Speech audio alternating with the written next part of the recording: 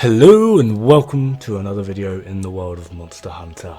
Iceborne, world Iceborne. Today we are looking at the Safi Shatterblade, which for all intents and purposes is the busted variant of a longsword. And firstly, must apologise, my longsword guy is French. So yeah, they're having a bit of a crisis at the moment, so he's not been around to provide me with decent longsword footage. So for the, 10th time ever in my 16-year plus Monster Hunter career, I'm using a longsword. Go me. Doesn't pan out well. Anyway, let's actually get to it.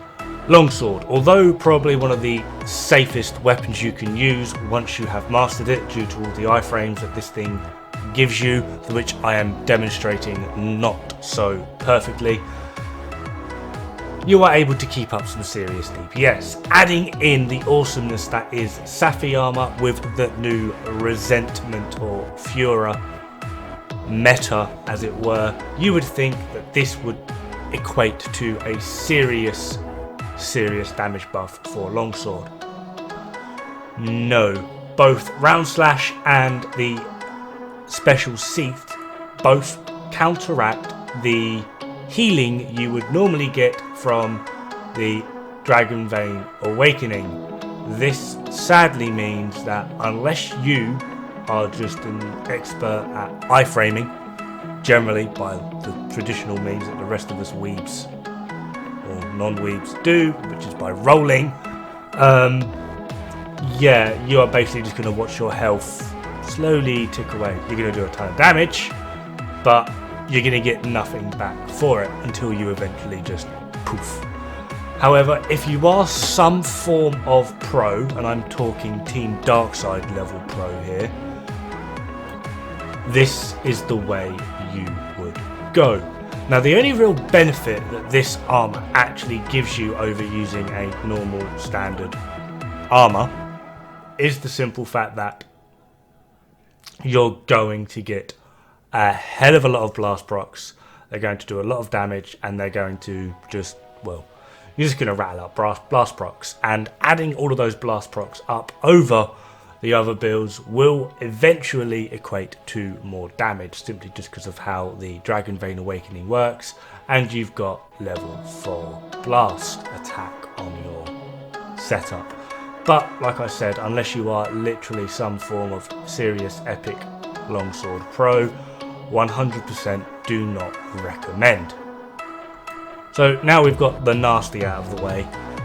There are a variety of longsword builds floating around. You have sort of your general comfy yet slightly full attack way to go, which has 40 points of white, although a tad lower on the total effective rule, but it does have 40 points of white, which is going to be very comfy, and what I would suggest people generally use for their longsword play.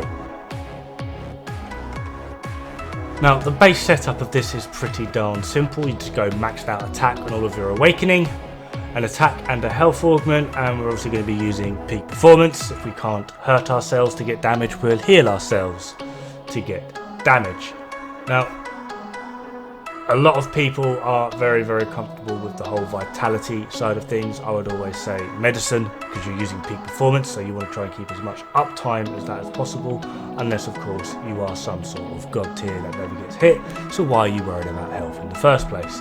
But this is generally the standard way to play that is most comfortable, and you haven't really got to worry too much about your lovely sharpness, because you've got 40 points of it, and you're going to be critting at least a decent chunk of the time.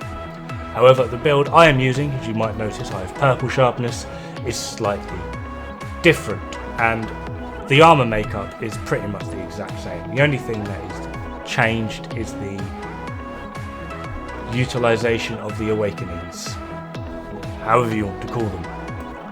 So here we are, like I said, slightly different awakening on the weapon itself. We've still got an attack and a health augment.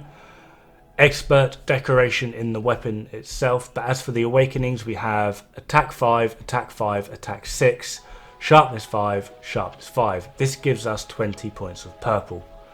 Kaiser Crown Beta for the attack dual 4 we've got going on there. Rex Raw Male Beta with another attack 4 and an expert dual 1. Kaiser Van Braces Beta with a challenger 4 and a tenderizer 2. Kaiser Coil Beta with a challenger 4, critical dual and attack 1. And Garuga Greaves with challenger medicine because I suck, so I want that health back. This is the exact build I'm using in the video, by the way. Critical dual 2, critical dual 2, and then an unscathed charm 3 for the peak performance. As you might notice, this gives us 1000 effective raw.